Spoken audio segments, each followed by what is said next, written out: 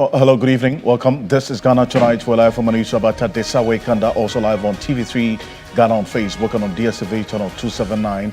We're all across the world on 3news.com. I am Alfred Ocansey. Tonight, the state has dropped the case against the sole accused in the murder of investigative journalist Ahmed Swale.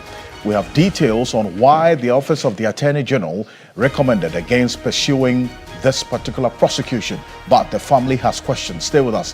We have an exclusive interview with the head of the family of the late Ahmed Swale on Ghana Tonight. Also, the National Anti-Illegal Mining Operations Secretariat, NIMOS Task Force, has raided mining sites in the eastern region as part of ongoing efforts to combat illegal mining, also known as Galamsey. We have the full details for you. But then again, beyond this, what next? Question. Tonight, Moody's Ratings raises Ghana's sovereign credit rating, citing improved prospects for debt reduction. What does this mean for the Ghanaian economy largely, and especially after we're seeing the rebound of the city? How will this also influence the external investor market and looking at how things are playing out? Stay with us here on Ghana Tonight, including this and more. A lawsuit against the government of Ghana. Stay with us. We're going to give you some details of that. We're hearing of a fire outbreak as well on the Spintex Road, a major fire outbreak. We understand 6 fire tenders have been deployed and are attending to the fire as we speak. Stay with us. We'll give you an update on this fire outbreak on the Spintex Road, a warehouse that's been razed down by a blazing fire as we speak. As always, you're an integral part of the conversation. Let's hear from you. The hashtag we're using is Ghana Tonight on Facebook and on X. Let's get talking.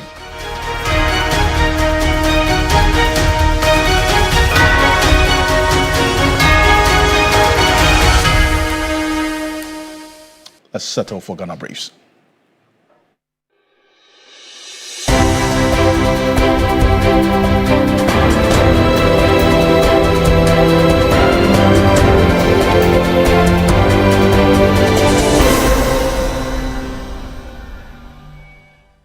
The Medina District Court has discharged the prime suspect in the murder of investigative journalist Ahmed Hussein Swale.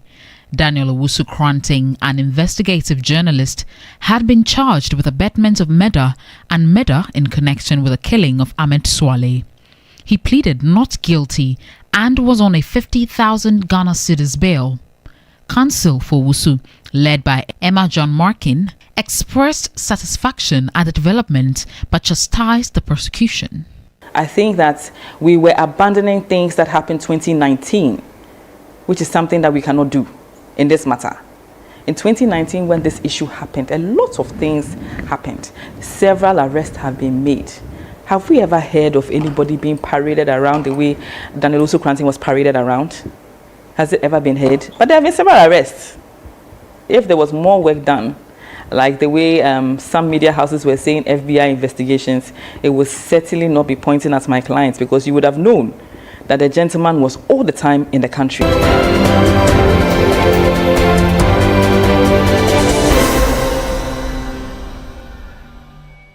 The minority in Parliament has kicked against assertions by the Health Minister that the past government is responsible for the high numbers of unpaid nurses and midwives in the country. Ranking member on the Health Committee, Dr. Ayu Efriye, says a financial clearance was granted for over 15,000 health workers, criticizing government for what he describes as leadership failure. This clearance expired on the 31st by item 7. Now, in normal public administration and civil service of this country, financial clearances expire. Even under this government, they will have financial clearances expire and they will go for extension. They did not extend this for political reasons. And then 10 months down, they faced an embarrassment where the students or the staff went on a public agitation, demonstration, to draw your mind to this clearance and the need for extension. Embarrassing enough, you are saying that you've taken it to cabinet for an approval. What sort of cabinet do you have to take for an approval when you have a clearance already?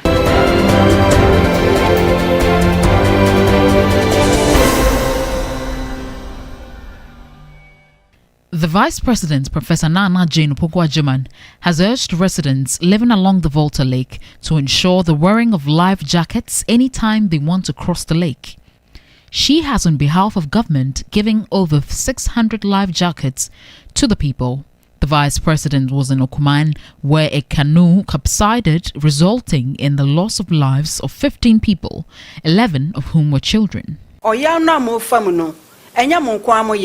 Na bibi nso ho yedu bebi a genya me no bam nti ye besre ye nyina ye nkambom na sade mpanifo nso kanara chiche de ye geneni. Let us all support and work together to ensure this type of accident becomes a thing of the past. Enam yo bobo ya ne ade wonsu no so no ko bi betena mu a na ya hwe se ohyebi. The owners of canoes and other commercial transport leaders should always ensure people wear the life jackets. We will bring more of them to ensure everyone gets to use them.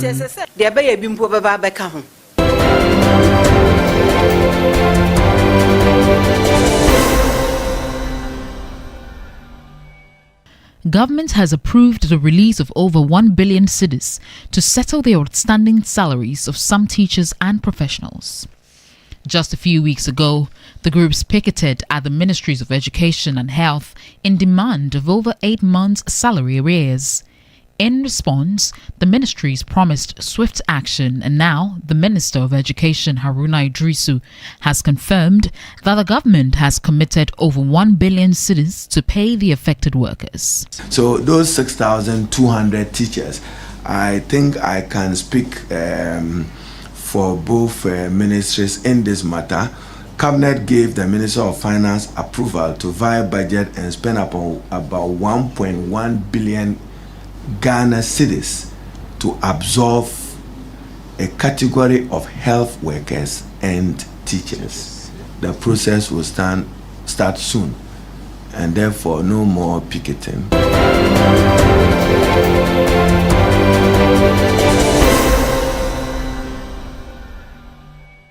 The Ghanaian cedi has strengthened sharply, gaining over 1 Ghana cedi against the US dollar in a month to trade around 11 cedis 40 pesos on the markets.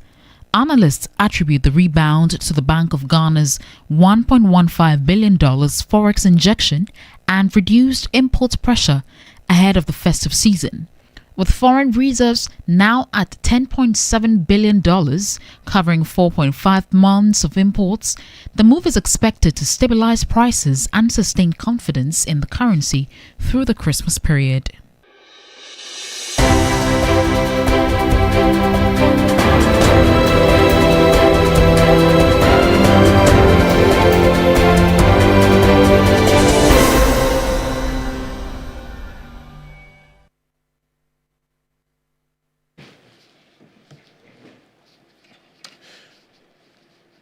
As more news on 3news.com. Make some time and visit 3news.com. This is Ghana Tonight. We're live on 3FM 92.7, also on TV3 Ghana on Facebook and on DSTV channel 279. We're all across the world on 3news.com. You want to share your thoughts, views, comments, and opinions with us. We're also streaming on YouTube on 3 News as well as on Facebook as well. And this is Ghana Tonight. Coming up next, State drops cases in Ahmed Suale's murder. Attorney General explains why prosecution was halted. We've got full details for you on this matter here on Ghana Tonight, and especially how things are playing out, with some reactions as well from the family on the developments in there here on Ghana Tonight. Share your thoughts, views, comments, and opinions with us. We'll read it out to you and to the rest of the world, especially because of how this matter has played out over the period and also the reactions after today's development in court. Well, the Medina District Court has discharged the sole accused person in the murder of investigative journalist Ahmed Hussein Suale.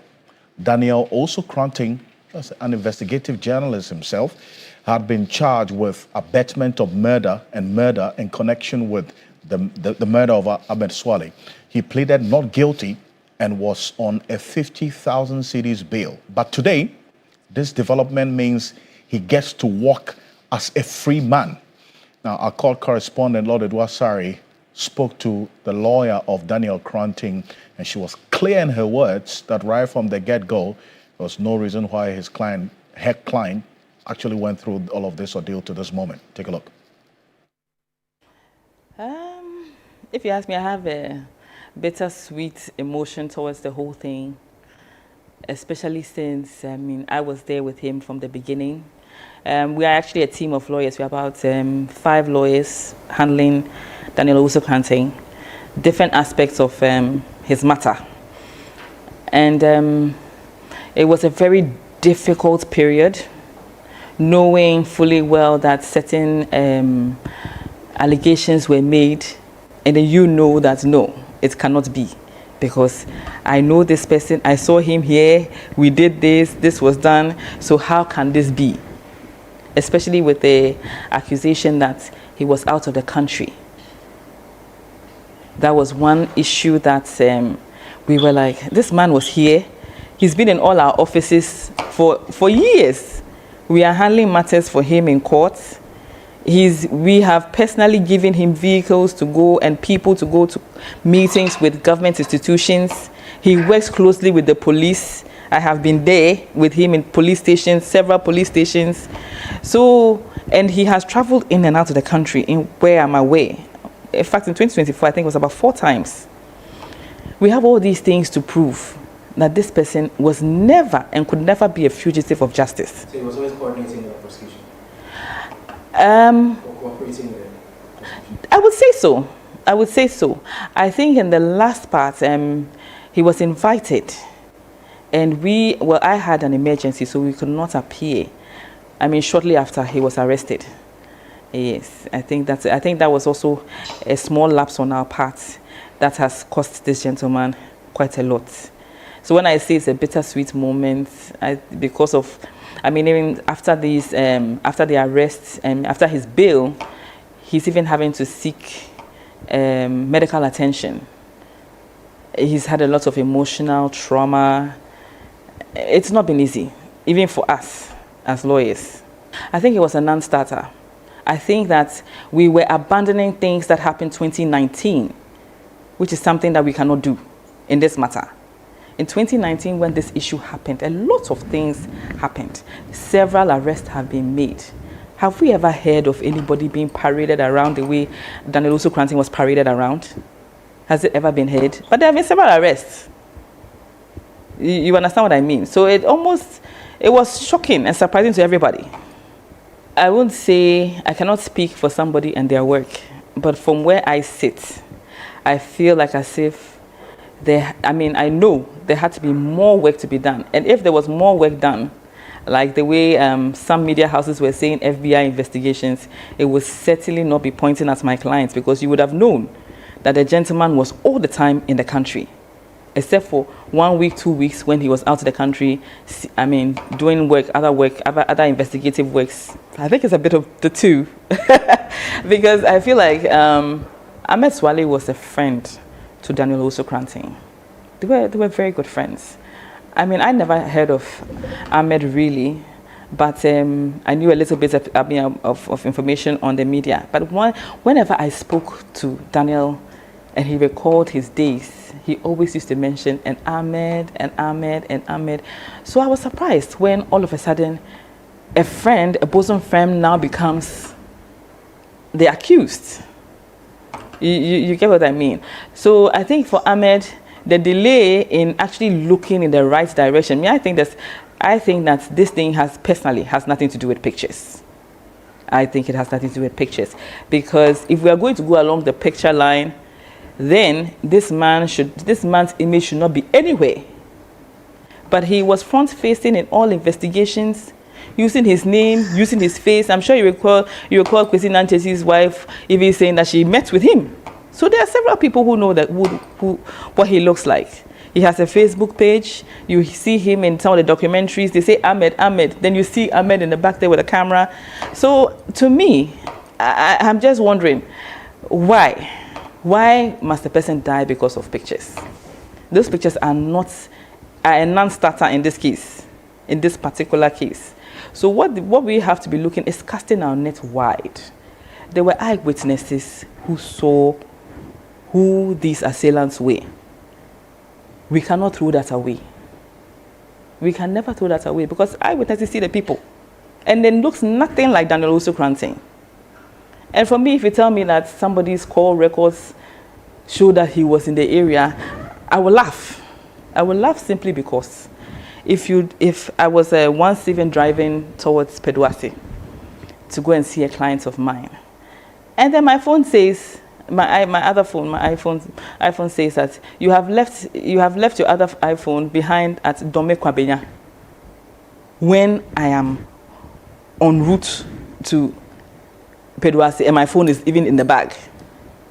You understand? So, I mean, for a matter this serious and a matter of such grave importance, not just in Ghana, but all over the world, it should be beyond reasonable doubt, one conclusion that this and this or these people are the people who did it and no others. You understand? And no others. It cannot just be, okay, he was in the area, he was, what is that? For murder? For murder? It cannot be. Well, so it's a lengthy, very important, and an exclusive engagement that we had with Emma Jane Markin, who is the counsel, the lead counsel for the now free Daniel Ocansey. And as a matter of fact, she stated something in this exclusive interview that my colleague, legal affairs correspondent Lodo Dosari, had with her, that there were eyewitnesses who saw the assailants, and that should not be ignored in this matter going forward. And none of the said eyewitnesses saw the assailant say there was anybody who looked like this gentleman, Daniel Ocansey, who has been freed today. What next after this development, especially for the family of Ahmed Swale? And you recall that when this gentleman was picked up about 3 or 5 months ago, this case has been running. The Ghana Journalists Association, others issue statement commending the Ghana Police Service for this development, only for this outcome today in court. Stay with us. We have a conversation exclusively with the head of the spokesperson for Ahmed Swale's family. So we're going to get into it. But Dennis Wadam Esquire is with me. He's been following this case and how things played out in court earlier today. It's a very troubling development, at least for the family of the late Ahmed Swale. It's not looking good. Especially when you put it within the context that this is a cold case. It's been since 2019. That's all 6 years now. And just when a suspect was picked up, I mean, there seemed not to be any progress in respect of this particular case. But of course, the reasons for which the accused person has been discharged is because the Attorney General's office has given an advice, which is very usual of some of these things. You would see that when this person was picked up, they put the person before the district court, even though the person was not going to be tried in the district court, for what they call the committal proceedings. As part of the committal proceedings, they needed to forward a docket to the Attorney General's office to examine and give an advice on the way forward. That examination will include the kind of evidence that the police have been able to gather or investigations have been able to unravel. Then an assessment is made as to whether the evidence on record will be enough to continue with prosecution or otherwise. So what we are learning is that on the totality of what the investigation has been able to gather or prosecution has been able to gather, for which they forwarded to Attorney General, the Attorney General's office is of the view that the evidence available is not enough to ground this accused person in respect of the charge of murder. And just so to give you some excerpts of what has been happening, particularly in relation to the kind of evidence that prosecution was dealing with, they were actually dealing with phone records of the accused person. That is to say, the prosecution makes the case that as part of their investigations, they were able to identify that the accused person's phone was within the vicinity of the place where the murder took place. It's around the Medina That's area. around the Medina Queen of Peace enclave. And that is what they were working with. But let's see how the Attorney General's office addresses that point about phone records, aside the fact that the office makes the observation that what they presented was just an extract from a whole record, which by itself is not complete. Beyond that, they also point out to the fact that the call records placed the accused person's phone in the vicinity where the deceased was killed. That, however, the presence of the accused person in the vicinity, based on his phone's location alone, is not sufficient to charge him with the murder of the deceased. Right. That is to say, granted that even the accused person's phone was in the vicinity at the time the incident happened, that alone, without more, is not enough to charge him with the offense of murder. They go on to indicate that though it is stated in the police report dated 30th April 2025 that the accused was in the vicinity of the deceased on the day of the killing to monitor his movements, that remains an inference until further evidence is discovered. And Alfred, it's important for us to re-emphasize this point because we have always maintained that when it comes to matters of crime, the proof on prosecution is very high. It's one beyond reasonable doubt. Yeah. So the kind of evidence you're working with should be the kind that can actually nail an accused person to the offense so alleged. Because of the threshold where you're dealing with a murder. Exactly. The office goes on to make an observation that additionally, none of the sketches of the assailants generated by the police, based on the vivid descriptions of eyewitnesses, resemble the accused person. You recall that as part of the processes in this particular matter, some sketches were made based on the descriptions some eyewitnesses gave as to what they saw or who they saw to be the assailants.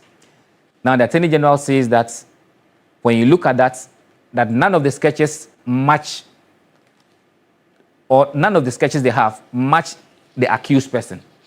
Right. So in that case, they do not think that the evidence they are working with is enough.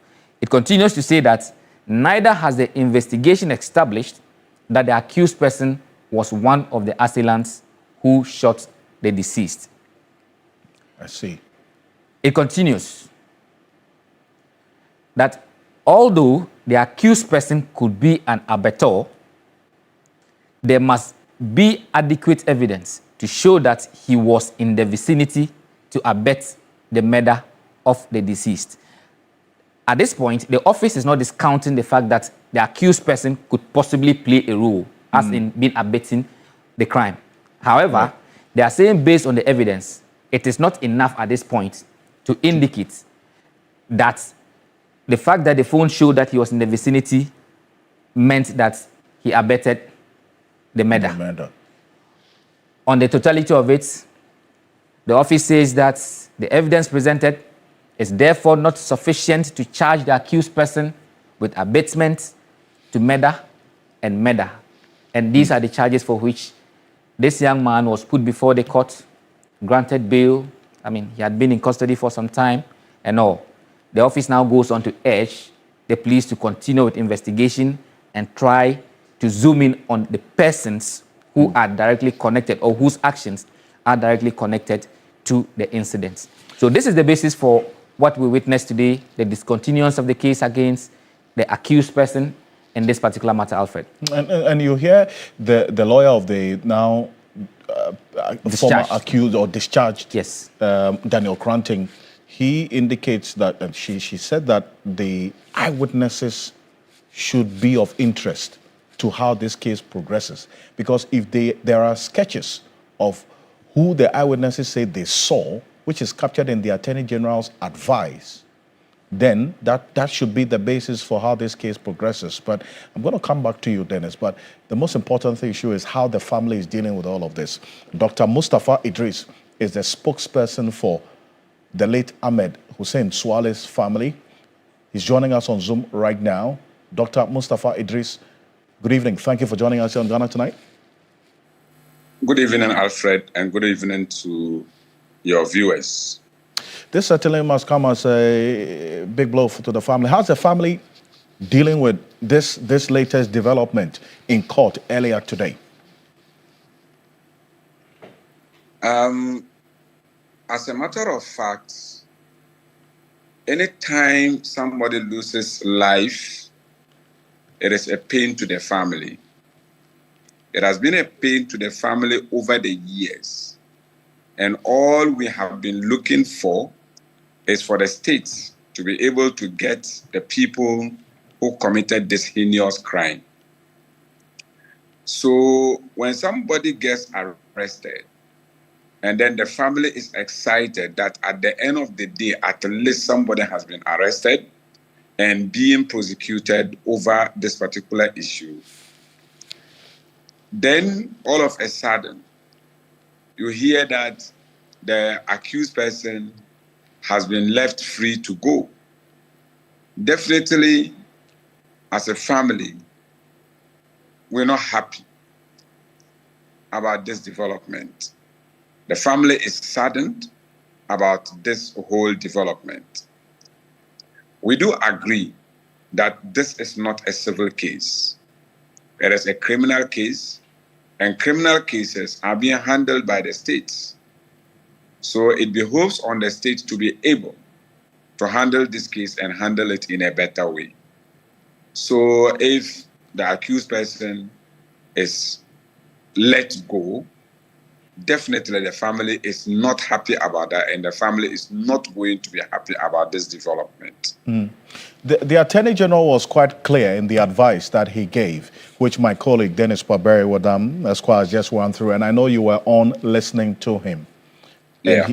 To the extent that, one, the fact that this person, the discharged was, or his phone was said to have been located within the radius of where the incident happened, it's not enough evidence to have him nailed on the issue of murder or on the case of murder, which the threshold for establishing culpability is very high.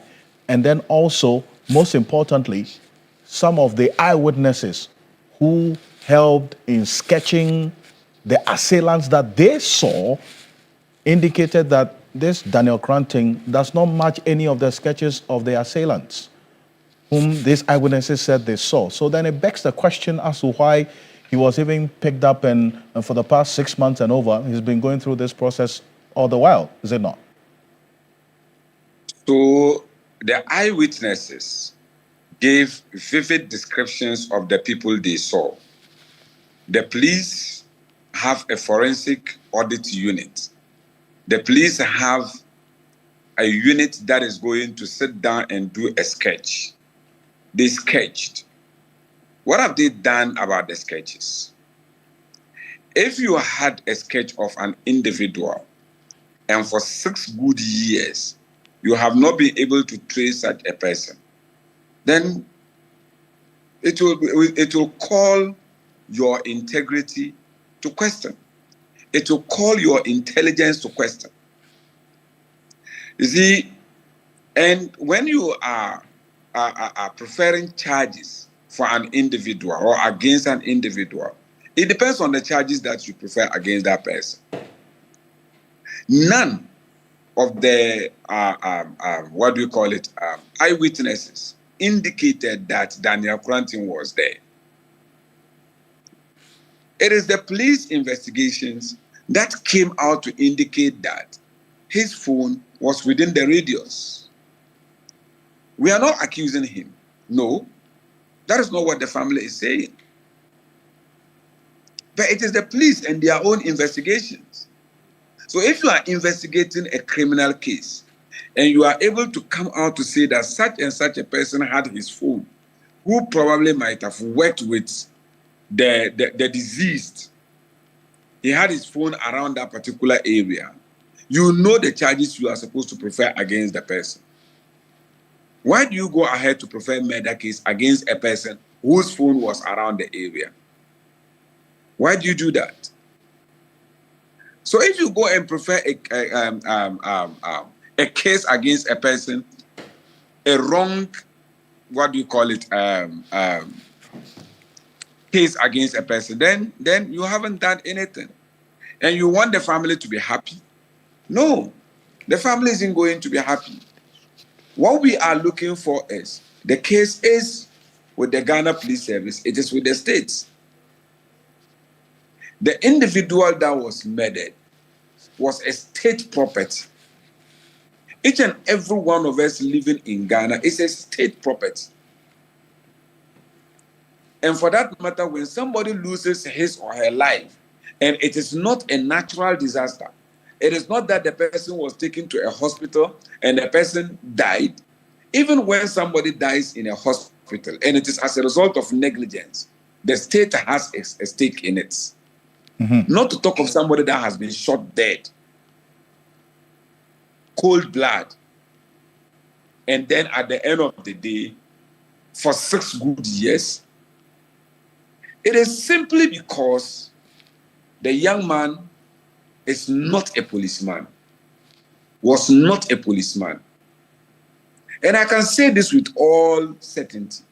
If the young man were to be a policeman, a police officer murdered, Ghana Police Service would have found the murderer or murderers. Because they have done it before. And they have done it not once, not twice, not thrice. Don't attempt to deal with their person. So they will find you. But once you are not their person, forget it. So are you at this point, you're questioning the commitment of the Ghana Police Service in getting to the bottom of this matter 6 years on? Certainly. You see, Alfred, justice delayed is justice denied. They are denying the family justice. Not just the family, they are denying Ghana justice. For 6 good years, you have the sketches of the persons who possibly were found around that particular area in that night. You have them. And you cannot fish out these persons in Ghana, even if they are outside the country. You don't have contacts with Interpol. Can't they do this? Okay. So there was actually, and this is also having a question of law in there, so Dennis would answer that. But would you support the call by some criminologists that if there are indeed sketches of the suspected assailants, as was described by the eyewitnesses to the police, at this point, 6 years on, if this suspect or the accused has been discharged, set free, then those sketches should be made public and these persons declared wanted so that the public can help the police. Is it a call that the family would support? Why not? As I said, if it were to be somebody who has killed the police, by now they would have made public the people that they are suspecting. Why are they keeping it? Why is the police keeping the sketches? The sketches of the individuals. Why are they keeping it? So that they are the only people that will go around and look for the persons. Maybe one of them might just be living closer to my house. If I find somebody who looks like that, why wouldn't I report that to the police? So if you are not able as an institution to be everywhere in the country, there are people who can help. Why wouldn't they bring it out? Maybe the person that has been scared is sitting amongst us. And then we talk and we eat together. Just maybe. But if you keep it to yourselves, and you have been looking for those people for the past 6 years, that's a failure. It questions the integrity. It questions the. You see, when they say their motto is service with integrity, where's the integrity here? And where's the service?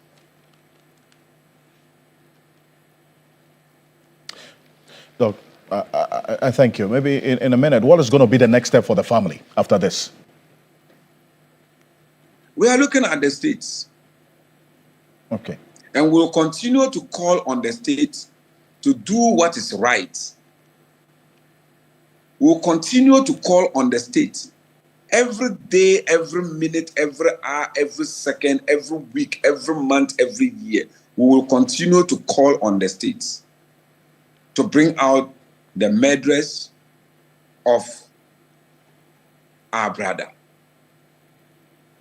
Okay. Thank you. I thank you. I do appreciate your time, and it's a heavy moment, but thank you so much for putting yourself together to talk to us. Dr. Mustafa Idrisu is the spokesperson for the late Ahmed Hussein Swale's family, and then it's quite clear the concern you have in there. In fact, we're receiving a lot of messages that if there are these sketches, then the police should make it public, so Alfred, the public it's can important help for them. us to The family state, supports that. It's important for us to state that when we say a person has been discharged, it does not mean that the door has been shut completely. It does not mean that if in the course of investigation there is further evidence to point to this same person, that person cannot be arrested and taken through the course. Important. The person has only been discharged. It's not the case of you being acquitted and discharged. Yes. So it's important for us to put in there. But of course, as part of the investigations, I believe if it becomes necessary that the police take that route, they may do so. But you talked about declaring somebody wanted. Who really would they declare wanted? Because you declare somebody wanted by an identity. True. These are just sketches of people who may look like that. So they may also have Look at to all of employ that. some diplomacy just so they don't complicate matters for somebody just walking in town, then they will look at you and say, you look like that sketch. Yes, but it's important to state that he has been discharged, not acquitted and discharged. But of course, that's where we are in respect of this particular matter. Investigations continue. Hopefully, the assailants themselves will be arrested and put before the law court. I do appreciate this. Thank you so much. Janice Pape-Wadam Esquire. It's a case that we're following quite closely for good reason. It's a colleague of ours, Ahmed Swale, late, and how things are playing out right now. But coming up next, before we getting there, we're getting information, as I indicated, for the last 45 minutes, almost an hour now, we've been following this fire outbreak on the Spintex Road. And we're going to give you an update right now. This is what we received from eyewitnesses on the ground with this fire outbreak that we're hearing about an hour ago. This is a warehouse. It's a warehouse around the Spintex Road, Ideal Home Decor area, not too far away from the Flower Pot Junction. And with this, we understand is a warehouse. There's no clear indication of exactly what was stored at this warehouse that is in flames or has been raised down by this inferno as we speak. But the Ghana National Fire Service, as at the time we got this eyewitness information and this report, had dispatched 6 fire tenders to the location and are fighting the fire as we speak. And we'll give you some more videos of what we're receiving on the ground. This is what is happening on the Spintex Road, the warehouse there that has been gutted by fire about an hour ago, which caused some scare as well amongst the residents in that area and the business owners as well. We understand the fire service has attended to this fire. We're receiving a lot more videos from the ground and what is happening in there. But this is on the Spintex Road around the Ideal Home area. This is another video we just received as well from eyewitnesses who are watching us right now on Ghana Tonight. And this is a close shot video of what is the remains of this warehouse that has been raised down by this fire a little over an hour ago. And this is what is happening now. We're keeping an eye on how things are playing out in there. Some unfortunate development, but the fire service, we understand 6 fire tenders have been dispatched to the area. This is around the Ideal Decor Home area, close to the Flower Pot Junction on the Spintex Road. This is Ghana Tonight. Coming up next, the NIMOS have been on the crackdown again of illegal mining sites, this time around in the eastern region. We'll give you an update of what is happening right now here on Ghana Tonight. On October 13th, that was yesterday, and the early part of this morning, the National Anti-Illegal Mining Operations Secretariat, that's NIMOS Task Force, carried out a major operation targeting illegal mining activities in the eastern region. The operation focused on two main areas, Oda Nkwanta in the Birim Central Municipality and Akanting. Asaman Kesi, acting on a tip-off from an informant, the task force first moved to Oda Nkwanta, where they discovered 3 excavators operating at an illegal mining site. That is the information that we have right now. And then also flowing from that, as at the time the team arrived, the miners fled the scene, abandoning personal belongings. 2 excavators at the scene as we speak, and that's what you're seeing in the video right now, and another concealed in a nearby bush. In fact, another excavator was concealed in a nearby bush that was discovered. Our Eastern Regional correspondent Yvonne Nikwe has been keeping tabs on this development. Yvonne, we're seeing the polluted river in this particular area. Tell us a bit more about this operation of NIMOS earlier today. Well, Alfred, the NIMOS has begun operations in the Eastern region, as you rightly mentioned. Indeed, they've sent a signal for the operations in the Birim Central today that indeed they'll come at the illegal miners and those mining irresponsible, because for the Eastern region, over 20 districts are having mining issues in those districts, both those mining irresponsibly and those mining illegally. And so for them, they've touched base with Birim Central. They are ready to move to other districts to clamp down on them, because we have lost our water bodies. The Birim River is gone, the Densu is gone, the Pra is gone. As you speak, Chebi treatment plant is gone. It means that over thousands of residents cannot get water in the meantime until stability levels reduce to applicable levels for the Ghana Water Company Limited to resume operation. And so indeed, it's quite a devastating issue we're dealing with. We're hoping that the commitment from NIMOS as they begin this operation will continue to ensure that we're clamped up on them and we don't see them back on the field again when NADMO leaves the region, to ensure that there is sustainability of this exercise for us to, as it were, have our water back and then possibly get our forests back as well. I see.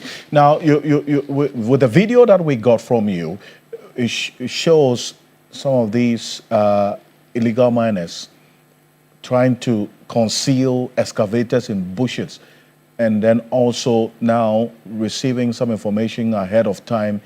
A number of them fled this Galamsey site even before the NIMOS people, the NIMOS task force got in there. What does this tell you, especially because this is not the first time you are reporting of the miners running even before the task force gets in there? What's going on?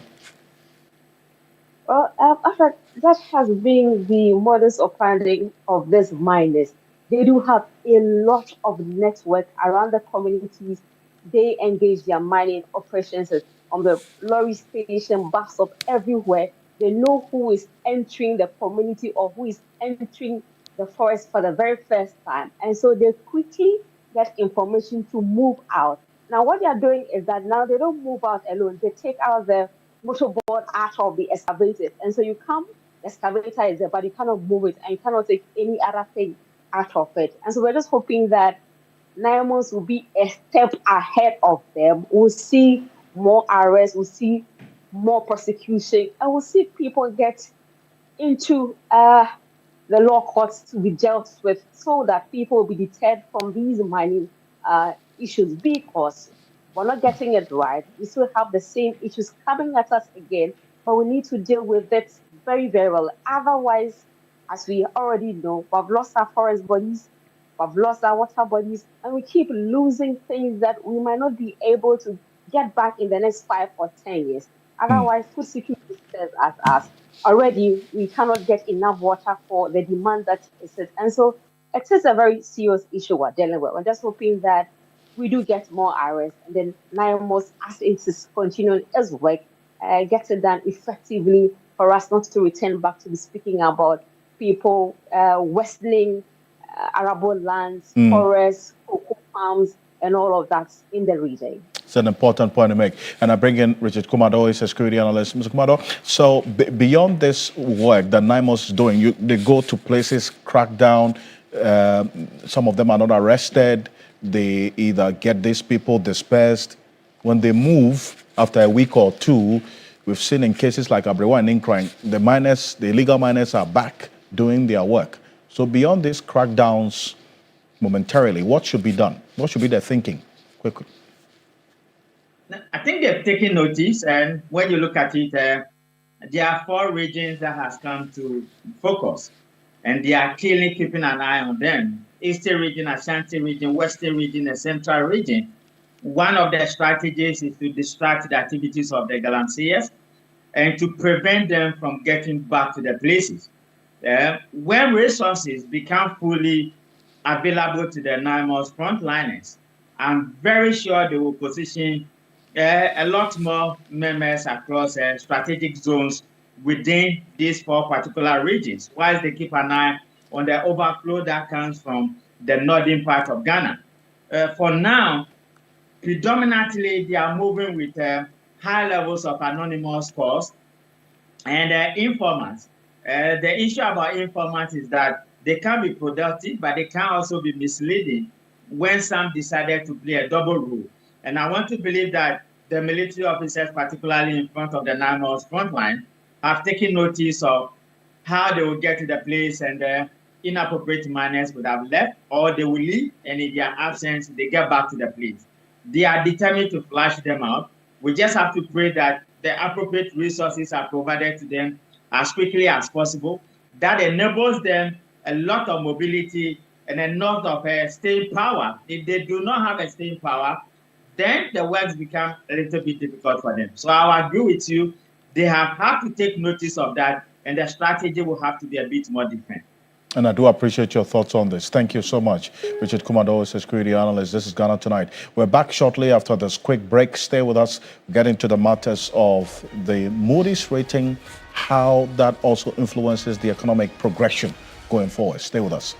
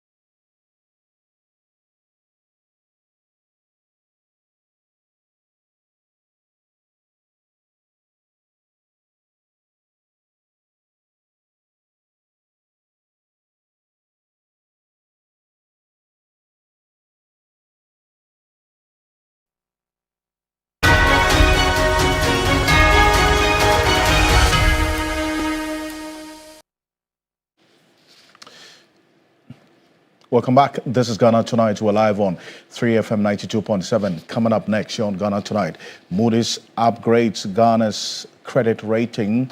And what does it really mean for the economy and your pocket? That's a conversation coming tonight. And Joe Jackson is going to be joining us. But Ghana's long-term foreign currency debt was upgraded to CAA1 from the CAA2 ratings by the Moody's rating agency. In terms of the outlook, was really changed to stable.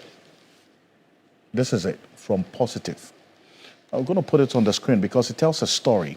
But then again, what does all of this mean, this particular outlook? And these are the reasons why Moody's upgraded the foreign currency debt from CA1 to CA2. Essentially, what the investors in our bonds are looking at and taking into consideration what has been happening over the period with the haircuts they've had to take and the engagements, the agreements that we've had to reach with them, the external creditors, and also how that is impacting on our recovery over the period.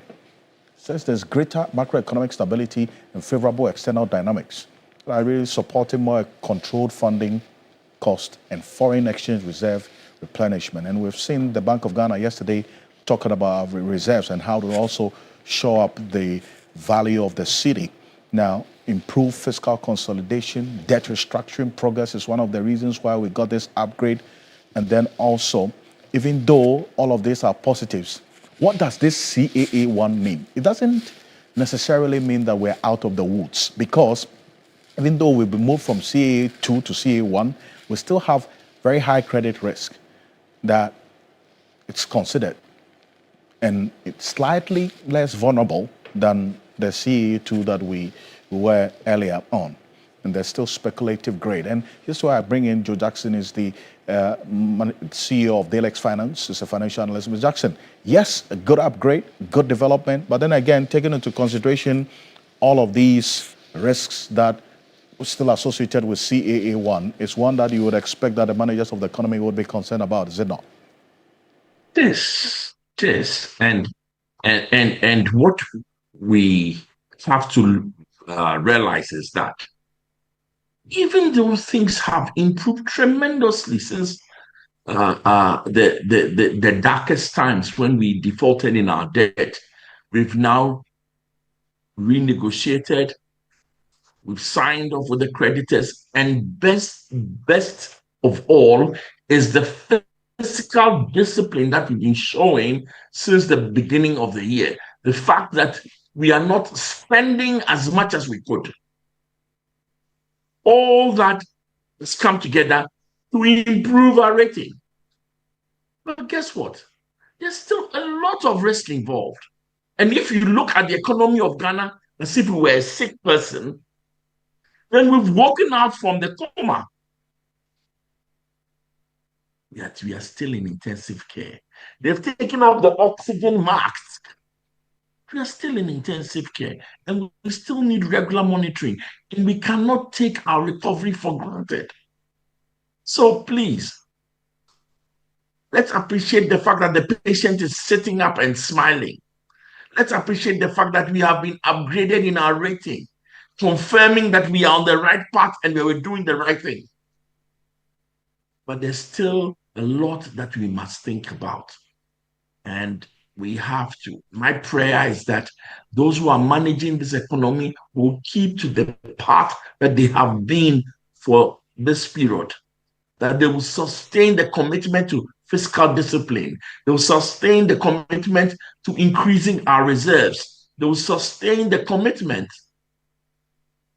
to entrench our democracy and social stability. If that is done, and we'll see this through, and there'll be good times ahead. Okay. And I do thank you so much for joining us, Joe Jackson, as the CEO of Dalex Finance, as well as a financial analyst. I want to say thank you for staying with us here on Ghana Tonight. We're back again tomorrow for another conversation. On behalf of the rest of the team, we do appreciate your company. As always, probably brought to you by Flamingo Paint and Sasso Insecticide Spray and Coil. I'm Alfred Ocansey. Have a good night. Ghana Tonight.